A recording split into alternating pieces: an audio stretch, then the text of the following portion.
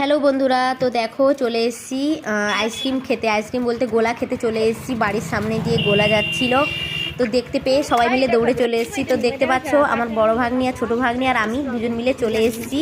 দুজন না সরি, তিনজন মিলেই চলে এসেছি আইসক্রিম খেতে। তো প্রচুর গরমও পড়েছে, তাই ভাবলাম যে চলো একটুখানি গোলা খেয়ে আসা যাক।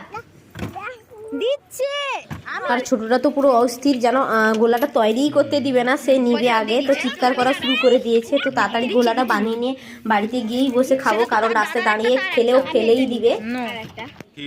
তো দেখো বাড়িতে চলে এসেছি গোলা নিয়ে, আর ওর অবস্থাটা দেখো, ও কাউকেই খেতে দিবে না, ও একা নিবে আর খাবে। তো কীরকম খেতে হয় সেটা আমি ওকে দেখিয়ে দিচ্ছি, আর ও খুব টেস্টও পেয়ে গেছে। তো আর সে কাউকে দিবে না সেটা, তো আমি নিয়েছি খাবো বলে, আর ও আমাকে দিবেই না, সে একাই খাবে জিনিসটা।